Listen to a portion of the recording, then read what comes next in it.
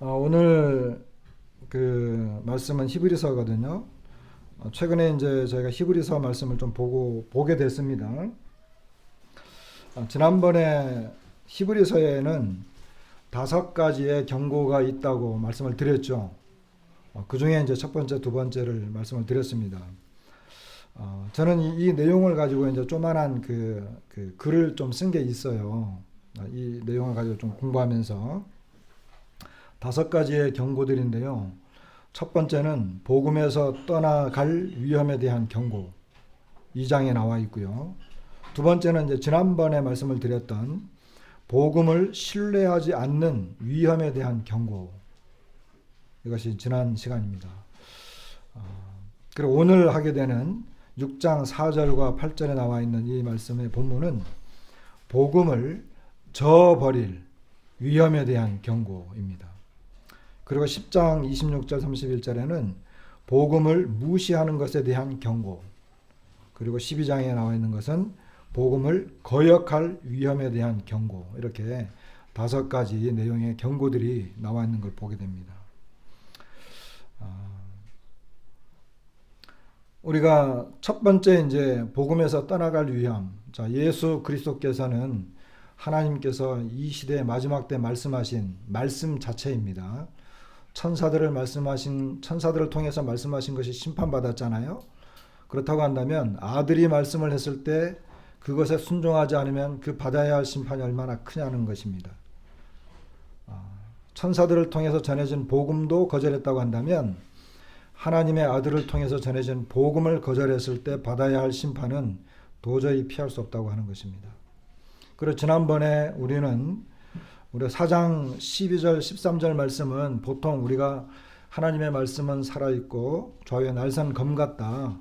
이와 같은 이 말씀은 우리가 말씀에 대한 긍정적인 표현으로 보통 사용하고 있지만 사실은 긍정적인 표현이 아니라 부정적인 이미지이고 강력한 심판에 대한 경고입니다. 이스라엘 백성들이 광야에서 하나님께 계속해서 불순종함으로 안식에 들어가지 못했고 또 그들은 하나님의 말씀을 거절함으로 말미암아 거역함으로 말미암아 심판을 받았습니다. 오늘날에도 마찬가지로 이 하나님의 말씀을 거절했을 때 받아야 되는 그 심판은 하나님의 말씀이 그렇기 때문에 이 좌우에 날선 검 같고 이 관절과 골수를 찔러 쪼개기까지 하는 폐부를 찌르고 마음의 상태를 다 벌거벗게 드러나게 하는 이와 같은 말씀이기 때문에 결코 피할 수 없다라고 하는 것을 말씀을 드렸고, 오늘은 복음을 저버릴 위험에 대한 경고인데요.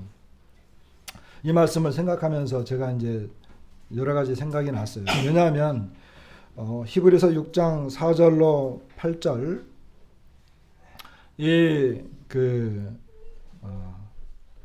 말씀의 내용은 굉장히 논란이 많은, 그리고 이제 해석이 너무나 이렇게 다양하게 나오는 이와 같은 본문입니다. 그러나 이제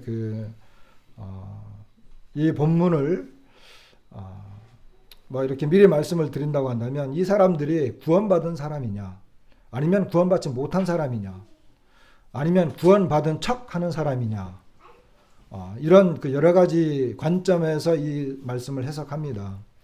그런데 저는 이 말씀을 구원받지 못한 불신자들로 이렇게 보게 됐습니다. 물론 다른 견해들도 많이 있지만 저도 그렇게 보고, 그리고 이제 최근에 복음주의 계열에 있는 많은 신학자들은 이 말씀을 구원받지 못한 사람으로 이렇게 보는 경향이 있습니다. 이 말씀을 보면서 한 가지 이제 생각이 좀 났어요. 여러분, 밤나무 중에 나도 밤나무, 너도 밤나무 들어보셨어요? 나도 밤나무가 맞습니까? 너도 밤나무가 맞습니까? 예? 자, 나도, 너도. 실은 나도 밤나무도 있고 너도 밤나무도 있습니다. 아셨어요? 나도 밤나무는요, 율곡설화. 여러분 그 성리학의 대가인 이 율곡 있죠. 율곡. 율자가 밤율자예요. 곡자가 이제 계곡할 때 그런 계곡이고. 그런데 이제 설화가 하나 있는데 어떤 도인이 율곡 어머니한테 와서 율곡을 보니까 율곡이 일찍 죽어야 될 운명이다. 밤나무 1000그루를 심으면 살아날 수 있다. 이렇게 한 거예요. 그래서 어머니가 이제 열심히 밤나무를 심어서 1000그루를 만들었는데 그냥 뜻하지 않게 한 그루가 죽게 됐어요. 그래서 이제 도인이 와가지고 이제 나무를 쫙 세보니까 999개인 거예요. 그래가지고 이제 이 율곡이 죽어야 되겠다 이렇게 말하는 순간 한쪽에 있던 어떤 나무가 탁 튀어나오면서 나도 밤나무요. 그랬다는 거예요. 그렇게 해서 이제 살게 됐다. 그런 그 내용이 있다가 설화입니다. 너도 밤나무 이야기도 비슷합니다. 그래서 또 999개의 그 밤나무가 있는데 한 나무가 이제 툭 튀어나오면서 나도 밤나무요 이러니까 이제 도인이 딱 보다가 그래 너도 밤나무야. 그래서 너도 밤나무라고 하는데 하나의 이야기이고요. 나도 밤나무는 서해안 일대에 자라는 나무이고 잎사귀가 이제 밤나무와 닮았습니다. 너도 밤나무는 울릉도에만 있대요. 열매가 밤나무 밤 열매하고 똑같이 생긴 것 같은데 밤은 아니라고 합니다. 다른 열매라고 하는 거죠. 자, 무슨 이야기를 하느냐? 밤나무는 밤나무인데 밤나무가 아니다. 오늘날에는 정말 진짜 같은 가짜 같은 진짜들이 많은 시대입니다. 요즘 트럼프나 또는 심지어 이제 우리나라 대통령도 이렇게 모양을 만들어 가지고 AI로 만들어 가지고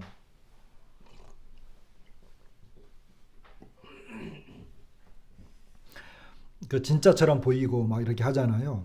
그리고 가짜 뉴스가 이렇게 판을 치고 가짜 뉴스를 보면 꼭 진짜처럼 그렇게 하는 시대가 됐잖아요. 기독교 안에도 이와 같은 일들이 많이 있습니다. 그래서 사도 바울은 우리가 잘 아는 말씀이죠. 거짓 사도요 속이는 일꾼이니 자기를 그리스도의 사도로 가장하는 자들. 이것은 이상한 일이 아니다. 사탄도 자기를 광명의 천사로 가장한다. 사탄의 일꾼들도 자기를 의의 일꾼으로 가장한다. 가장하다라고 하는 것은 진짜가 아니면서 진짜인 것처럼 보이는 것을 말하는 것입니다. 우리 주님께서도 마태복음 7장 15절에 거짓 선지자들을 삼가라. 양의 옷을 입고 너희에게 나아오나 속에는 노력하는 일이라. 양의 옷을 입었지만 그 속은 진짜 일이라고 하는 거죠. 진짜처럼 보이는.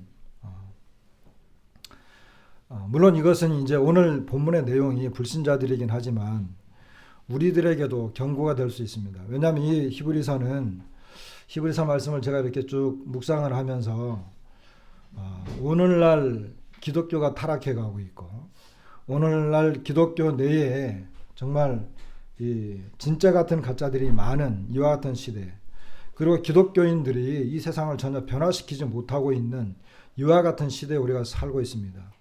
왜 그러냐 하면 그들이 진짜가 아니기 때문에 그렇습니다. 진짜는 그렇게 살지 않는데 가짜들이 나타나서 그렇게 하려고 하고 있기 때문에 이것은 오늘날 우리들에게도 경고의 말씀이 될 수 있다고 하는 것입니다. 믿음이 있노라 하면서 행함이 없는 이런 사람들의, 그리고 그 믿음이 너를 구원하겠느냐라고 야고보 사도는 경고하고 있는 것을 보게 됩니다. 그러니까 믿는 것 같지만 본인이 갖고 있는 그 믿음이 그를 구원할 수 없는 그와 같은 믿음들이 있다라고 하는 것이고, 특별히 초대교회 때도 그런 사람들이 있었는데 오늘날에는 굉장히 많아졌다라고 하는 것입니다. 믿음이 있는지 없는지 분간하기 어려운 그와 같은 시대에 살고 있습니다. 우리 교회는 비록 자그마한 교회지만 어떤 사람들이 보이지 않고 교회 한두 번 나왔다가 또 보이지 않는 이런 사람들이 있습니다. 그리고 우리의 자녀들, 청년들, 교회에서 보이지 않는 것은 얼마든지 이해할 수 있다라고 생각합니다. 그러나 천국에서 이 사람들이 보이지 않는다고 한다면 그때는 이미 늦었습니다. 그때는 이해할 수 있다 없다의 문제가 아닙니다. 그렇기 때문에 이와 같은 이 경고의 내용들은 오늘날 우리들에게 이것이 굉장히 딱딱하고 무거운 분위기이기 때문에 좀 부담스럽긴 하지만 그러나 이와 같은 히브리 기자가 경고한 것들에 대해서 우리는 유의해서 좀 살펴봐야 할 필요가 있다라고 보여집니다. 어쨌든 오늘 그 히브리서 6장을 좀 먼저 보면 본문만 원래는 1절 4절부터 12절까지가 이제 본문이 되겠지만 4절과 핵심되는 말씀이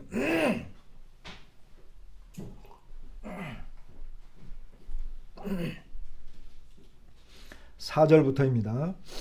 한번 빛을 받고 하늘의 은사를 맛보고 성령에 참여한 바 되고 하나님의 선한 말씀과 내세의 능력을 맛보고도 타락한 자들은 다시 새롭게 하여 회개하게 할 수 없나니 이는 그들이 하나님의 아들을 다시 십자가에 못 박아 드러내놓고 욕되게 함이라.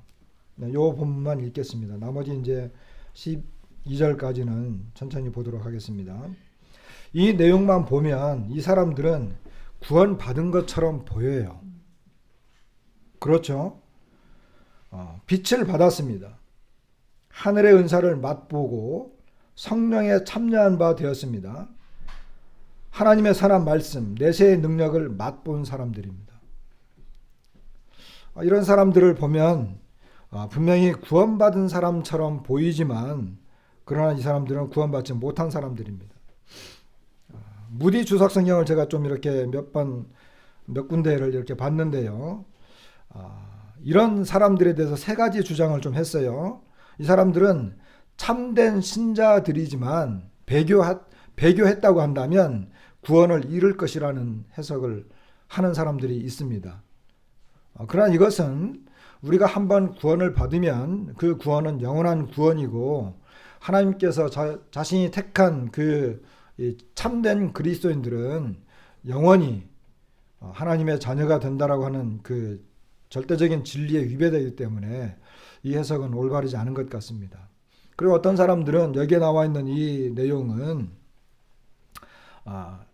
그 가설에 불과하다.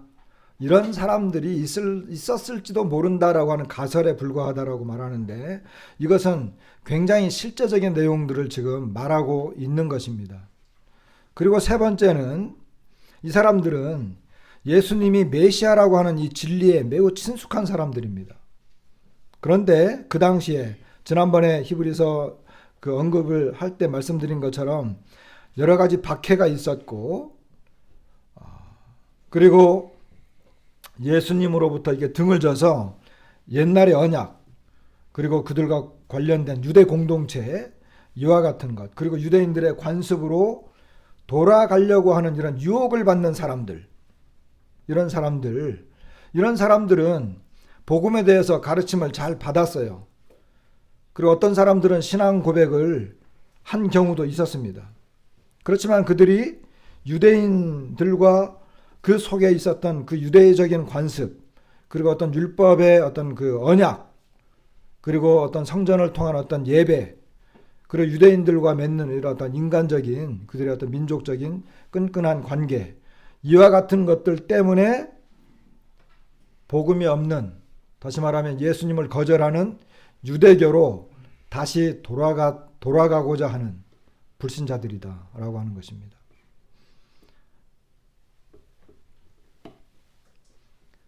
그래서 이제 오늘 요 본문에 대한 내용들은 그 어떻게 우리가 좀 설명을 할 수 있느냐 하면은 4절부터 6절 아까 본문에 읽었던 요 4절부터 6절까지는 그 이 내용들이 광야에서 이스라엘 백성들이 하나님을 직접 체험하고 겪으면서도 하나님을 거절했던, 불순종했던 그런 사람들에 대해서 이야기하고 있는 이 구약적인 배경들이 많이 깔려 있는 그런 그 본문입니다.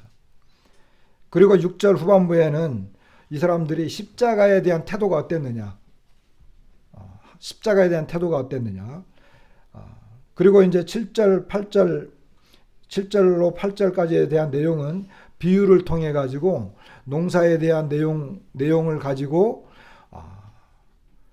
하나님에 대해서 순종하는 사람들과 불순종하는 사람들, 특별히 이 유대교의 그 연약하고 그 초보적이고 그리고 예수님이 빠져버린 이와 같은 그 율법적으로 다시 돌아가려고 하는 이 사람들이 어떻게 하나님의 말씀을 거역하고 불순종했는지에 대해서 계속해서 말하고 있는 그런 내용들입니다. 자, 이 사람들에 대한 표현과 특징을 우리가 좀 한 구절 한 구절씩 좀 보도록 하겠습니다. 4절 초반부에 나오는 한 번 빛을 받고라고 했잖아요. 여기 한 번 빛을 받고 뭐뭐 했고라고 하는 이와 같은 내용들은 그 앞에 나와 있는 이 이스라엘 백성들이 계속해서 그 하나님의 말씀과 가르침 그리고 여러 가지 기적과 능력들에 대해서 그들이 불순종했던 것들을 그 생각나도록 하는 그와 같은 표현입니다. 이스라엘 백성들은 광야에서 그들이 어떻게 인도함을 받았습니까? 낮에는 구름 기둥으로, 밤에는 불 기둥으로 인도를 받았습니다. 이스라엘 백성들은 그들 눈에 확실하고 눈에 보이는 이와 같은 것들로 불기둥이라고 하는 그 엄청난 빛의 인도함을 받았음에도 불구하고 그들은 불신앙, 불순종, 그것의 연속이었습니다. 그래서 3장 17절에 우리가 지난번에 본 것처럼 또 하나님이 40년 동안 누구에게 노하셨느냐, 그들의 시체가 광야에 엎드려진 범죄한 자들에게가 아니냐, 이렇게 말씀하고 있는 것을 보게 됩니다. 그러니까 그들은 하나님의 강력한 빛의 인도함을 받으면서도 광야에서 불순종하면서 다 엎드려져 버린 이와 같은 사람들이었습니다. 예수님께서는 어떻습니까? 요한복음 1장 19절에 보면 참 빛, 곧 세상에 와서 각 사람에게 비추는 빛이 있었다. 참빛, 세상에 와서 각 사람에게 비추는 빛들이 있었지만 그 빛을 보고 받은 사람들이, 체험한 사람들이 다 믿었을까요? 그렇지 않다라고 하는 것입니다. 여기 나와 있는 이 사람들도 동일한 사람들입니다. 그들은 성육신하신 예수님, 사도 요한이 우리가 보았고 들었고 만져봤고 함께 했던 그 예수님, 그래서 성육신하신 예수님과 예수님의 말씀의 빛을 받았던 사람들입니다. 그럼에도 불구하고 그들은 6장 2절에 보면 완전한 대로 나아갈지니라 라고 하는 이런 표현이 있는데, 이 완전한 대로 나아간다라고 하는 것은 5장 14절에 보면 장성한 자, 다시 말하면 이 장성하다, 완전하다, 이것은 성숙한 사람을 말하는 것입니다. 이 헬라어 어근을 보면 똑같은 단어예요. 이것은 뭐냐면 율법에 저속한, 율법의 그 가르침은 연약하고 부족하고 예수 그리스도를 믿도록 하지 못하는 그와 같은 것인데, 이 사람들은 바로 그와 같은 이 완전한 복음으로 나아가지 못했다라고 하는 것을 이야기할 수 있습니다. 이 사람들은 예수님에 대해서 들었습니다. 복음을 들었습니다. 그럼에도 그들을 구원하는 완전한 복음으로 나아가지 않았습니다. 등을 돌린 사람들입니다. 왜? 여러 가지 환경과 박해, 주변의 어떤 인간과의 관계, 인간적인 관계가 이들을 붙잡아 맨 것입니다.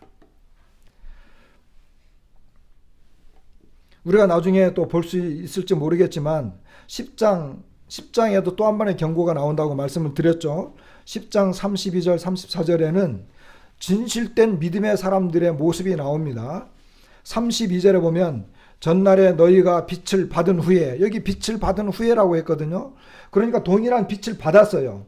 근데 6장에 나와 있는 이 사람들은 예수 그리스도의 빛을 보면서도 마치 구약시대에 그 사람들이 하나님의 인도하심의 빛을 받으면서도 거절한 것처럼 예수 그리스도의 빛을 받으면서도 거절한 사람들인데 10장에 나와 있는 이 빛을 받은 후에 고난의 큰 싸움을 견디어낸 것을 생각하라.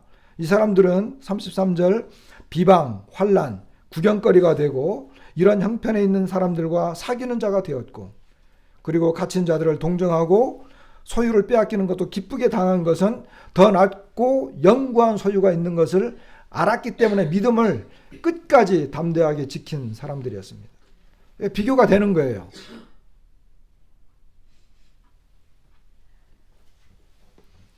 두 번째는 4절 중간에 있는 하늘의 은사를 맛보고라고 하는 표현입니다. 비슷한 내용들이지만 이스라엘 백성들은 광야에서 그들은 하늘의 은사를 맛보았습니다. 시편 78편 23절 24절에는 어떻게 말씀하고 있느냐 하면 그가 위에 궁창을 명령하시며 하늘문을 여시고, 25절에 그들에게 만나를 비같이 내려 먹이시며 하늘 양식을 그들에게 주셨다, 이렇게 말씀하고 있어요. 하늘의 문을 여셔서 하늘 양식을 그들에게 퍼부어 주셨는데 그들은 그 하늘의 은혜, 하늘의 양식을 40년 동안 맛을 봤습니다. 맛봤다, 맛보고라고 하는 것은 우리는 보통 맛보고는 먹지 않았다 이렇게 이제 표현하지만 맞는 말이죠. 그렇지만 맛보고라고 하는 말은 그들이 예수 그리스도의 복음을 충분히 들었고 믿을 수 있는 기회가 충분히 있었음에도 불구하고 돌아서서 믿지 않는 사람들을 말하는 것입니다. 주님의 지상사역 기간 동안에 유대인들은 우리 주님이 하시는 것들을 충분히 볼 만큼, 그리고 하나님께서는 예수 그리스도를 통해서 충분히 증거하셨습니다. 우리 주님께서 병을 고쳐주신다든지 귀신을 쫓아낸다든지 오병이어 이 5,000명을 먹이는 것, 4,000명을 먹이는 것, 그들이 심지어 예수님을 왕으로 삼으려고까지 했잖아요. 이와 같은 것 등등 많은 것들이 있었음에도 불구하고 그들은 하늘의 은사를 맛보면서도 그들은 믿지 않았습니다. 4절 후반부에 보면 또 하나가 나오죠. 성령에 참여한 바 되고. 느헤미야서에 보면 느헤미야서 9장 20절에 보니까 또 주의 선한 영을 주사 그들을 가르치시며 하는 말씀이 있어요. 그러니까 이스라엘 백성들은 주님의 선한 영의 인도하심을 받고 그분의 가르치심을 받은 사람들입니다. 구약성경에 많은 선지자들이 성령을 받고 성령의 인도함을 따라서 백성들에게 이 성경을 기록했고 가르쳤습니다. 그럼에도 불구하고 그들은 이와 같이 성령에 참여하는 것처럼 보였지만 그들은 믿지 않았습니다. 우리가 여기서 볼 수 있는 성령에 참여한 바 되고 하는 이 참여했다라고 하는 이 표현은 우리가 일반적으로 예수님을 믿으면 성령이 우리 안에 들어오시는 성령의 내주하심 또는 성령을 가진 이와 같은 것들을 말하는 것이 아닙니다. 동일한 단어가 누가복음 5장 7절에 보면 어부들이 이게 그 낚시를 고기를 잡으면서 동무들을 불렀거든요. 이게 동무들이라고 하는 단어. 그리고 1장 9절에 보면 천사와 예수님을 비교하면서 이 동류들이라고 하는 이와 같은 이 표현을 썼어요. 같은 단어예요. 이것은 서로 협력하는 그 관계를 말할 때 표현했다라고 이렇게 볼 수 있고, 천사들이 하나님의 아들에게 내주하지 않은 것처럼 이 표현은 성령의 내주를 의미하는 것이 아니다라고 하는 것입니다. 이 사람들은 믿지 않는 불신자들입니다.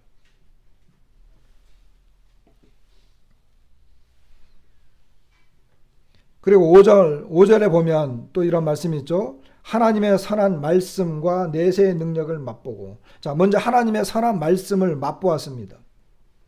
이스라엘 백성들은 어땠습니까? 시내산에서 모세를 통해서 하나님의 말씀, 그리고 천사를 통해서 하나님의 말씀, 수많은 선지자들을 통해서 하나님의 선한 말씀을 맛본 사람들입니다. 체험한 사람들입니다. 선지자들을 통해서 하나님의 말씀과 교훈, 경고, 책망 이와 같은 것들을 직접 겪은 사람들입니다. 여러분, 지금 우리가 지난번에 신명기 다 읽었잖아요. 그 여호수아서도 읽었잖아요. 거기에 보면 어떤 내용이 나옵니까? 하나님께서 하나님의 말씀에 순종하면 복을 받고 순종하지 않으면 저주를 받는다. 이와 같은 내용의 말씀을 했던 것을 보게 됩니다. 그와 같은 말씀의 성취들이 그들에게 다 발생했습니다. 4절에서 아까 우리가 본 것처럼 하늘의 은사를 맛보고 그런 것처럼 신약에서는 예수님의 말씀과 능력을 체험했음에도 불구하고 이들은 믿지 않았습니다. 예수님께서는 자신을 뭐라 그랬어요?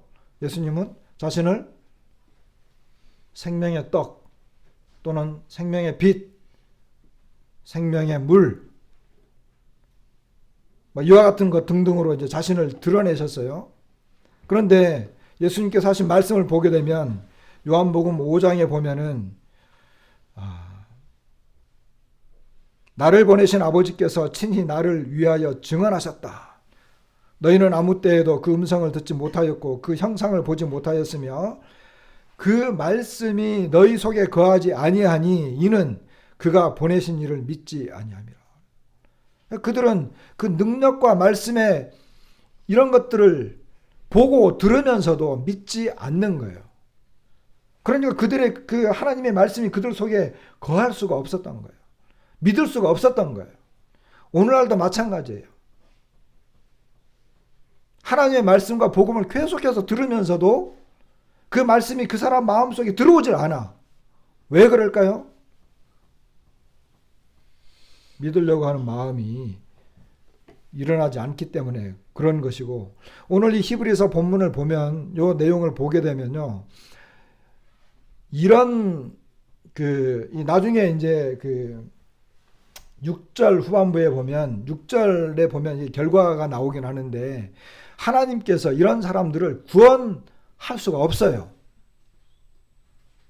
핵심은 거기 있어요. 이 사람들을 하나님이 이런 사람들을 구원할 수가 없어요. 그런데 8절 후반부, 9절 후반부부터는 이 사람들은 구원하셔야 돼요. 이렇게 나누는 것을 좀 보게 됩니다. 또 요한복음 5장 46절 47절에 보면 모세를 믿었더라면 또 나를 믿었으니 이는 그가 내게 대하여 기록하였음이라. 그러나 그의 글도 믿지 아니하거든. 요한복음 8장 43절에는 어찌하여 내 말을 깨닫지 못하느냐. 이는 내 말을 들을 줄 알지 못함이로다. 안 들은 게 아니에요. 이 사람들이 안 들은 게 아니에요. 보고 들었어요. 근데 깨닫지 못하고 들을 줄을 알지 못하는 거예요. 이것이 문제가 됐던 거예요. 이러면 이런 사람들은 확실한 불신자들이고 하나님께서 구원하실 수 없는 사람들입니다. 5절 후반부에 보면 내세의 능력을 맛보고 그랬잖아요. 내세의 능력. 2장 4절 우리가 지난번에 2장 4절에 이런 말씀이 있습니다. 하나님도 표적들과 기사들과 여러 가지 능력과 및 자기의 뜻을 따라 성령이 나누어 주신 것으로서 그들과 함께 증언하셨느니라. 그러니까 이 사람들은 여러 가지 능력을 체험했다라고 하는 거거든요. 여기 여러 가지 능력, 하나님이 표적들과 기사들, 성령의 어떤 은사 이런 것들을 통해서 하나님께서 자신을 증언했는데 이 사람들은 그 능력을 보면서도 믿지 않은 거예요. 근데 이와 같은 것들은 사실 이와 같은 하나님께로부터 오는 이와 같은 능력, 하나님의 표적과 기사들, 이런 하나님의 능력을 통해서 예수님을 통해 이루어진 이런 모든 놀라운 일들은 사실 천년왕국이 오면 매우 자연스럽게 일어날 수 있는 보편적인 내용들이었습니다.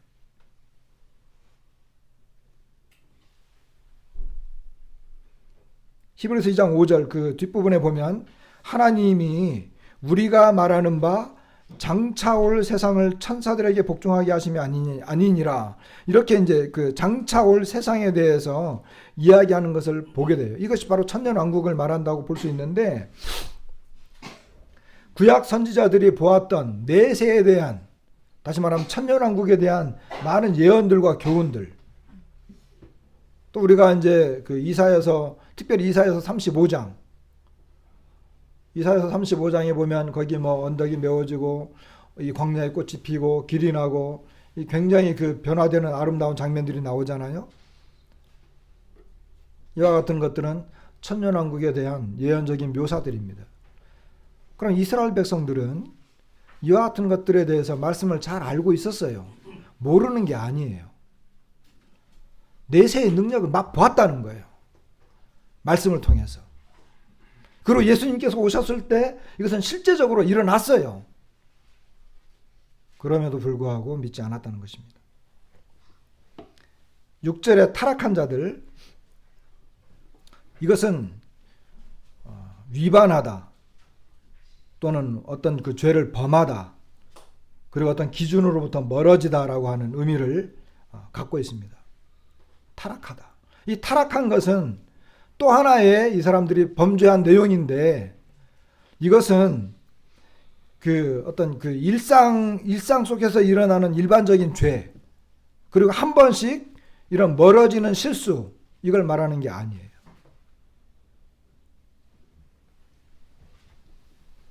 지난 시간에 읽었던 3장 12절 말씀, 제가 중요했다라고 하는 말씀이잖아요. 형제들아, 너희는 삼가 혹 너희 중에 누가 믿지 아니하는 악한 마음을 품고 살아계신 하나님에게서 떨어질까 조심할 것이요. 10장 29절, 하물며 하나님의 아들을 짓밟고 자기를 거룩하게 한 언약의 피를 부정한 것으로 여기고 은혜의 성령을 욕되게 하는 자가 당연히 받을 형벌은 얼마나 더 무겁겠느냐라고 하는 이 아주 매우 심각한 죄를 저지르고 있는 사람들이에요. 이들의 마음은 매우 악합니다. 믿지 않는 것은 그냥 믿지 않으면 그만인 것으로 끝나지 않는다 그랬죠.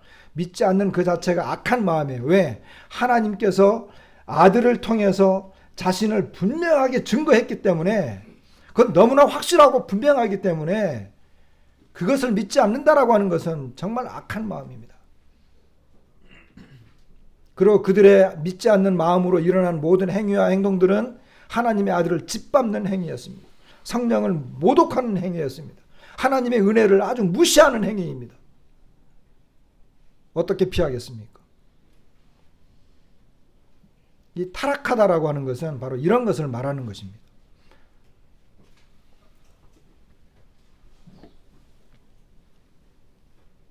이 표현은 신약 성경에서는 여기만 나타나는 유일한 표현이라고 합니다. 72역 번역으로 이제 구약 성경에 있는 것을 보게 될 때 이것은 심각한 불신실함, 배교, 이것을 말할 때 사용되는 단어입니다. 타락하다라고 하는 것은. 그래서 에스겔서 14장과 18장에 보면 어떤 나라가 불법을 행하여 내게 범죄함으로 내가 손을 그 위에 펴서 그 의지하는 양식을 끊어 기근을 내려 사람과 짐승을 그 나라에서 끊는다 하자. 다시 말하면 용서가 없다라고 하는 것입니다. 그리고 의인이 돌이켜 그 공의에서 떠나 범죄하고 악인이 행하는 모든 가증한 일대로 행하면 살겠느냐? 그가 그 범한 허물과 그 지은 죄로 죽으리라. 타락에, 이건 신약 성경에는 이 단어가 한 번 기록이 되지만 70인역은 구약 성경도 헬라어로 번역한 그런 성경이거든요. 거기 보면 이 동일한 단어들이 거기에 기록되어 있는데 거기에는 용서가 없다는 것입니다. 반드시 죽이겠다는 것입니다. 매우 두려운 내용입니다. 타락의 의미가 거기에 있습니다.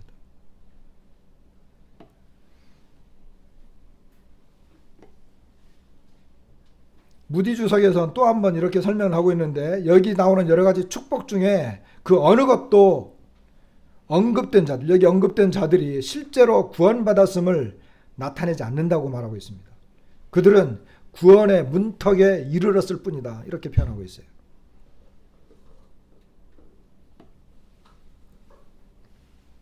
자, 두 번째 단락으로 넘어가겠습니다. 이 사람들의 이제 결과죠, 결과. 아까 말씀드린 것처럼 더 이상의 기회가 없습니다. 아까 말씀드린 것처럼 이런 사람들 하나님께서 이들을 받으실 수가 없어요. 이런 믿음을 가진 사람들을 어떻게 받겠습니까? 그렇기 때문에 6절에 보면 다시 새롭게 하여 회개하게 할 수 없다. 이렇게 말하는 걸 보게 됩니다. 여기 회개라는 단어가 6장 1절에 죽은 행실을 회개함, 이런 여기에도 6장 1절에도 회개라고 하는 단어가 나오거든요. 근데 6장 1절에 나와 있는 요 회개라고 하는 것은 구원받을 수 없는 율법 아래에서 율법이 가르치는 여러 가지 그 초보적인 아주 연약한 교훈들을 말하고 있습니다. 그런데 율법의 교훈을 통해서도 사람들은 자기의 죄를 회개할 수 있어요. 율법의 교훈을 어겼거나 또는 어떤 하나님의 어떤 그런 교훈들을 어겼을 때 내가 정말 잘못했구나, 죄를 지었구나, 이렇게 그 죄를 인지하고 자기의 죄에 대해서 잘못했다라고 하는 것을 인지하고 잘못했습니다라고 할 수 있다는 거예요. 믿는 사람이든 믿지 않는 사람이든. 특별히 율법 안에 있는 사람들은 더 강하겠죠. 오늘날 우리 가운데서도 하나님의 말씀을 듣거나 또는 생활 가운데 어떤 도덕적인 양심에 걸려서 내가 죄를 지었구나, 잘못했구나, 이렇게 회개할 수 있어요. 근데 여기 본문에서 6절에서 말하는 이 회개라고 하는 것은 내가 하나님 앞에 정말 철저하게 죄인이로구나, 나의 구원자 되신 예수님이 없다면 나는 구원받을 수 없구나, 그분이 십자가에서 죽으신 것은 바로 나를 위해서 죽으신 거로구나, 내가 이제 그분께로 가지 않으면 절대 소망이 없어 라고 하면서 예수 그리스도를 믿음으로 나아가는, 그렇게 해서 완전히 구원받는 회개를 말하는 것입니다. 이런 경험이 없다라고 하는 거예요.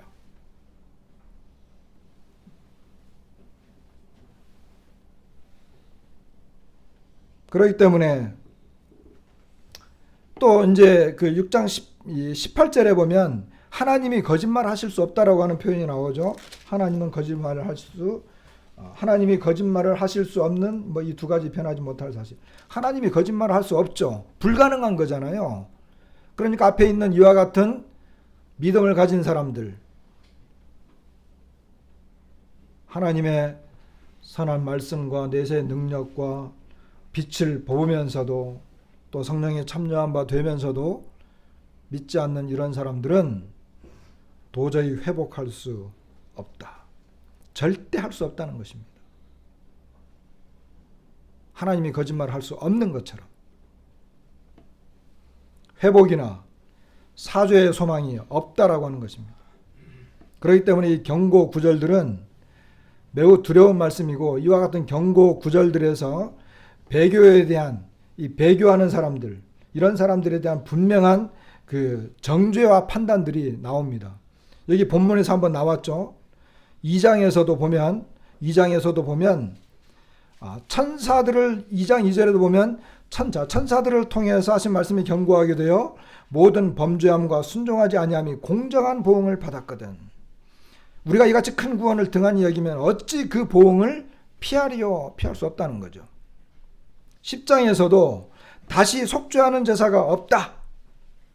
그리고 불쌍히 여김을 받지 못하고 죽었거든.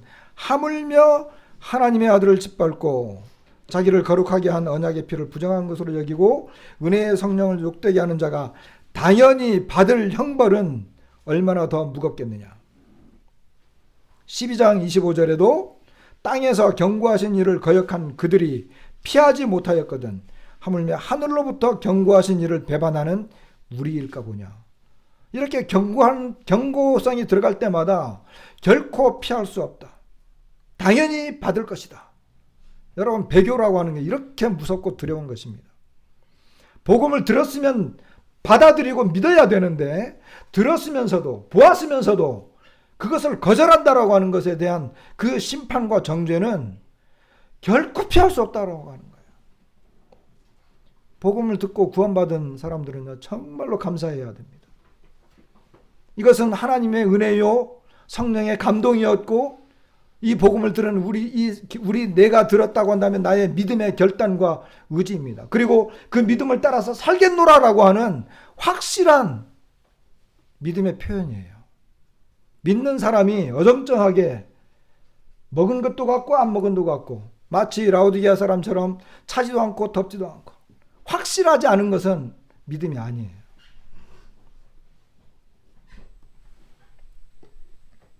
이들의 죄의 성격이 얼마나 무서운가를 보세요. 6절 후반부에 보면 하나님의 아들을 다시 십자가에 못 박아 드러내놓고 욕되게 했다는 거잖아요. 여기 하나님의 아들이라고 하는 표현이 나와요. 아까 그 10장 29절에도 하나님의 아들을 짓밟고 그랬잖아요. 이거 왜 이런 표현을 쓰겠습니까? 하나님의 아들이라고 하는 표현을. 그만큼 무겁고 심각하다라고 하는 것입니다. 다시 말하면 이 사람들은 예수님을 십자가에 못 박고 욕되게 하는 일에 그들이 가담한다. 다시 말하면 복음을 들었으면서도 믿지 않고 끝까지 가는 사람들은 예수님을 십자가에 못 박고 당연히 이 사람은 이렇게 죽어야 될 저주받을 사람이야 라고 동조하는 것과 똑같다라고 하는 것입니다. 무서운 내용입니다.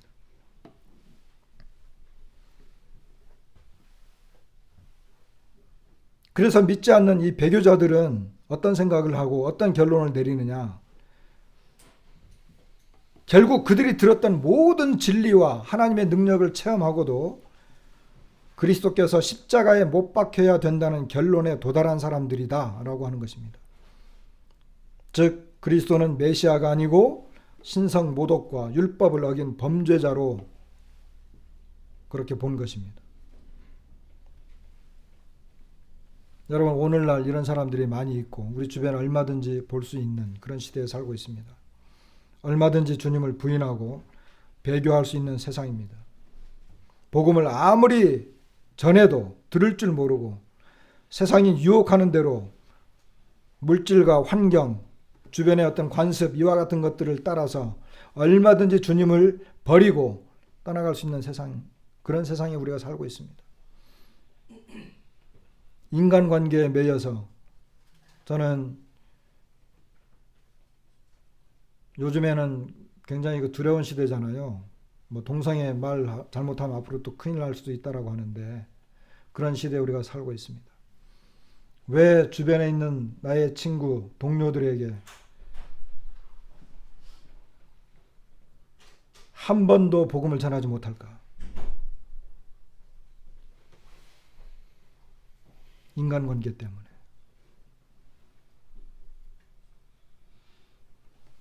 그리스도의 복음을 전하고 지옥과 심판을 이야기하면 관계가 단절될까 봐서, 추방당할까 봐서 그런 시대에 우리가 살고 있고 많이 보고 있습니다. 7절과 8절에는 농사 그리고 열매를 통한 축복과 저주에 대한 비유적인 말씀들이 나오는 걸 보게 됩니다. 이것은 앞에 이제 4절로 6절도 구약적인 배경을 쫙 깔고 있고 여기 7절과 8절도 구약적인 이 여러 말씀들이 배경이 되고 있는 말씀들입니다. 아까도 말씀드렸지만은 하나님께서 모세를 통해서 이야기할 때 순종하면 축복이고 불순종하면 저주가 있다라고 하는 것들이 말씀의 선언이었습니다. 이런 내용들은 유대인들이 굉장히 잘 알고 있고 우리들도 알고 있어요. 구약에서 하나님에 대한 불신이 저주를 받은 것처럼 지금도 그리스도를 믿지 않는 자들에 대한 심판이 강력하게 있다라고 하는 것을 말해주고 있는 것입니다. 땅의 저주가 어디에 나옵니까? 이미 창세기에 나오잖아요. 땅이 저주를 받았잖아요. 아담이 범죄함으로 말미암아 땅이 저주를 받아서 이제는 그가 땀 흘리고 수고해야지 되고 아무리 그렇게 한다 하더라도 땅은 제대로 열매를 주지 않는다라고 하는 저주받은 내용이 나옵니다. 그리고 이사야서 5장에 보게 되면 우리가 이제 알 수 있는 내용인데 여기 보면 하나님께서 이스라엘을 이야기하면서 극상품 포도나무를 심었습니다. 망대를 세우고 술틀을 팠습니다. 좋은 포도 맺기를 바랐는데 들포도를 맺었습니다. 이제 내가 내 포도원에 어떻게 행할지를 너희에게 이르리라. 내가 그 울타리를 걷어먹힘을 당하게 하며 그 담을 헐어 짓밟히게 할 것이요. 찔레와 가시가 날 것이며 또 내가 또 구름에게 명하여 그 위에 비를 내리지 못하게 하리라. 이것이 7절과 8절에 나와 있는 내용들입니다. 엉겅퀴에 대한 내용도 구약성경에 이미 나와 있습니다. 호세아서 10장 8절에는 가시와 찔레가 그 제단 위에 날 것이다. 불에 탄 포도나무에 대한 내용도 구약성경에 이미 여러 번 언급이 됐습니다. 에스겔서 19장 10절로 14절에 보면은 여기 그 강한 가지들은 꺾이고 말라 불에 탔더니 이제는 광야 메마르고 가물이 든 땅에 심어진 바 되고 불이 그 가지 중 하나에서부터 나와 그 열매를 태우니, 이렇게 포도나무가 불에 태워지는 것들을 보고 있습니다. 불에 탄다라고 하는 이 심판의 경고 말씀이 히브리서 6장 8절에 우리가 지금 보는 것으로 나와 있잖아요. 10장 27절에 무서운 마음으로 심판을 기다리는 것과 대적하는 자를 태울 맹렬한 불만 있으리라. 이 말씀은 스바냐서 1장 18절에 보게 되면 그 여호와의 분노의 날에 그들이 능히 그들을 건지지 못할 것이다. 여호와가 이 땅 모든 주민을 멸절하되 놀랍게 멸절할 것임이라. 이 온 땅이 여호와의 질투의 불에 삼켜지리니, 히브리서 12장 29절에는 우리 하나님은 소멸하는 불이시다. 이것은 신명기 4장 24절에 보면 내 하나님 여호와는 소멸하는 불이시오 질투하시는 하나님이시라, 이렇게 이야기하는 걸 보게 됩니다. 그러니까 이와 같은 내용들은 지금 히브리 기자가 이스라엘 백성들이 구약 성경을 통해서 매우 잘 알고 있는 그와 같은 내용을 기록을 하면서 그들의 불순종에 대한 심판을 이야기하고 있는 것입니다. 그러니까 이 내용을 읽고 있는 이 수신자들은 이것이 구약에 어디에 있고 이런 내용들이 있다라고 하는 것을 충분히 알고 있었기 때문에 그들은 더 가깝게 들렸을 것입니다.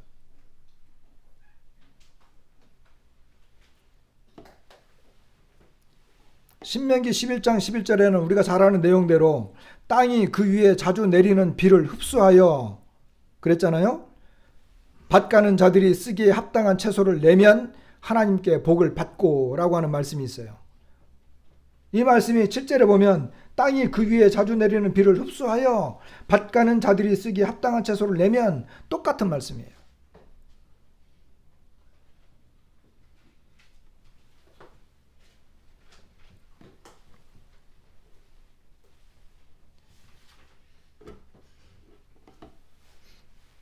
그 다음에는 8절에 보면 만일 가시와 엉겅퀴를 내면 버림을 당하고 저주함에 가까워 그랬거든요. 이 저주함에 가깝다.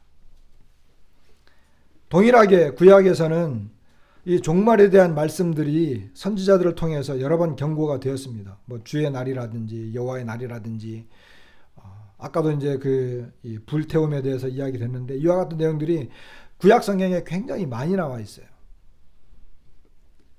그 8절에 저주함에 가까워.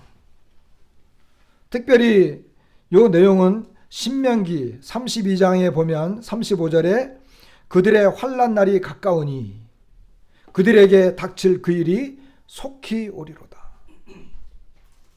이런 말씀이 있습니다. 그러니까 지금 이와 같은 그 믿음 아닌 믿음을 가진 사람들에 대해서 그들이 어떻게 하나님 앞에 불순종했고 그들이 받아야 할 형벌에 대해서 지금 여기 7절과 8절에는 농사와 열매를 맺는 이와 같은 내용을 가지고 지금 비유적으로 설명하고 있지만 이 비유들이 이미 구약 성경에 많이 나와 있고 이런 말씀을 하게 될 때 그들은 충분히 이해를 했을 거라는 것입니다. 하고 있다라고 하는 것입니다.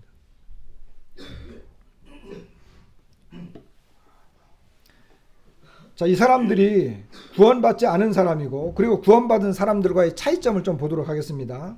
9절에 보면 사랑하는 자들아 이렇게 나오고 있어요. 사랑하는 자들아 우리가 이같이 말하나 너희에게는 이보다 더 좋은 것 곧 구원에 속한 것이 있음을 확신하노라. 그 앞에는 6절에는 그들이, 9절에는 사랑하는 자들아 우리가, 그리고 6장 앞에 5장에도 보면 너희가, 우리가 하는 표현들이 나와요. 이것은 지금 사랑하는 자들과 그들이라고 말하면서 이들이 대조되고 있는 걸 보게 됩니다. 믿는 사람들에게는 사랑하는 자들, 우리라고 표현하고 있는 걸 보게 됩니다. 또 9절 후반부에 있는 것처럼 구원에 속한 것이 있다는 거예요. 이미 우리는 구원에 속한 사람들입니다. 이 말은 무슨 말이겠습니까? 구원에 속한 것이 있음을 확신한다라고 말했는데 저 사람들은 구원에 속하지 않은, 구원받지 못한 사람들이다. 그리고 저들은 6절에서 회개하게 할 수 없다. 그리고 8절에서 버림을 당했다. 저주한다. 마지막은 불사르다. 이렇게 극명하게 갈리는 것을 우리가 확인할 수 있습니다. 이 사람들은요, 구원에 속하지 않은 사람들이고 구원과 관계없는 사람들입니다. 그러면 참 신자들의 행동은 어떠냐? 정말 믿는 사람들의 행동은 어떠냐? 10절 보면, 자, 10절, 하나님은 불의하지 아니하사 너희 행위와 그의 이름을 위하여 나타낸 사랑으로 이미 성도를 섬긴 것과 이제도 섬기고 있는 것을 잊어버리지 아니하시느니라. 우리가 간절히 원하는 것은 너희 각 사람이 동일한 부지런함을 나타내어 끝까지 소망의 풍성함에 이르러 게으르지 아니하고 믿음과 오래 참음으로 말미암아 약속들을 기업으로 받는 자들을 본받는 자 되게 하려는 것이니라. 이 사람들은 예수 그리스도를 사랑하는 사람들입니다. 그의 이름을 위하여 나타낸 사랑. 그리고 그 예수 그리스도로 말미암아 사랑으로 성도를 섬기는 사람들입니다. 11절에 이 사람들은 부지런한 사람들입니다. 끝까지 소망의 풍성함을 기다리는 사람들입니다. 12절에 부지런함과 대조되는 게으르지 아니함이 나오고 있는 걸 보게 됩니다. 그리고 믿음과 오래 참음이 있습니다. 이들은 약속들을 기업으로 받기를 소망하는 사람들입니다. 그리고 그것을 바라보면서 가는 사람들입니다. 다시 말하면 이게 무엇들을 말하는 거겠습니까? 믿는 사람들은 믿음의 삶에 대해서 부지런하다는 것입니다. 근면하고 성실하다라고 하는 것입니다. 믿음의 삶에 대해서 말씀 읽는 것, 기도하는 것, 성도들과 교제하는 것, 교회 모임에 참석하는 것, 예배 드리는 것, 교회 일에 한 마음을 가지고 함께 동참하는 것,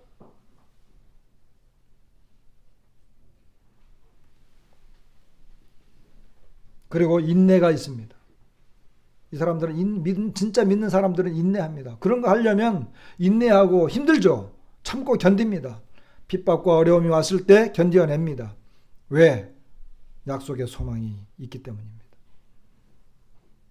우리에게 그것이 있기 때문입니다. 왜 우리가 견디면서 살아야 됩니까? 왜 우리가 견디면서 살아야 됩니까? 이 세상 사람들의 말은 속된 말로 더럽고 정말 떠나고 싶은 세상 아닙니까? 근데 왜 우리가 참고 견디면서 살아야 됩니까? 우리 하나님처럼 선한 사람이나 선하지 않은 사람들에게나 동일하게 햇빛을 주시는 그 하나님의 마음을 따라서 악한 사람이든 악하지 않은 사람이든 만나야 되고, 비록 나를 박대하고 어렵게 하는 이 상관이라 할지라도 그들에게 순종하고 복종하면서 따라가는 이유가 뭡니까?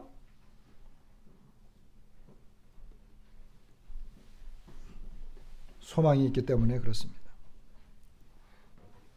그렇기 때문에 예수 그리스도를 믿는다고 고백하는 것은 세상의 어떤 것보다도 고귀한 표현입니다. 사실. 이것은 의지의 결단이고 성령의 강력한 역사입니다. 우리의 믿음은 세상을 이기는 믿음이고 죄의 유혹과 육신, 자아를 이기는 믿음입니다. 사도 요한은 아시아의 7교회 설명 그 편지를 보내면서 이기는 자들에게는 여러분 교회는 이기는 자들입니다. 믿는 신자들은 참된 신자들은 이기는 자들입니다. 결국 우리의 믿음이 이기고 예수 그리스도께서 오실 때에도 이기는 분으로 오십니다. 믿음은 부지런하고 오래 참고 약속을 바라보는 것입니다. 이런 내용을 보면서 배교의 무서움과 참담함이 어떤 것인지를 알게 되고, 정말 내가 믿는 사람이라고 한다면 너희가 믿음에 있는가 너희 자신을 시험하고 확증하라. 너희 안에 그리스도께서 계신 줄 알지 못하느냐. 그렇지 않으면 너희가 버리운 자다. 내 자신의 믿음이 정말 나를 구원하는 믿음인지, 믿는 척하고 있는 믿음인지, 구원받은 사람인지 구원받지 않은 사람인지 분명해야 되지 않을까요? 구원받은 척하면서 살아가야 됩니까? 이 말씀은 무겁고 대단히 두렵기 때문에 전체적으로 이렇게 무거운 내용들이지만 이것이 경고이기 때문에 그렇습니다. 이 당시에 배교자들이 있었고 하나님께서 도저히 받아들일 수 없는 사람들이 존재했습니다. 이것에 대해서 히브리 기자는 경고했습니다. 그런데 이와 같은 경고는 오늘날 우리들에게 더 합당합니다. 왜? 이런 사람들이 너무나 많기 때문에 그렇습니다. 이런 사람들이 그때보다 더 많습니다. 그렇기 때문에 두려운 내용입니다. 그래서 우리는 주변을 돌아보고 성도들의 삶을 서로 권고하고 돌아보면서 위로하고 또 소망에 대한 약속을 우리가 바라보고 서로 믿음을 지키기 위해서 부단한 이런 삶의 필요가 우리한테 있어야 된다, 이렇게 여겨집니다. 말씀을 마치겠습니다.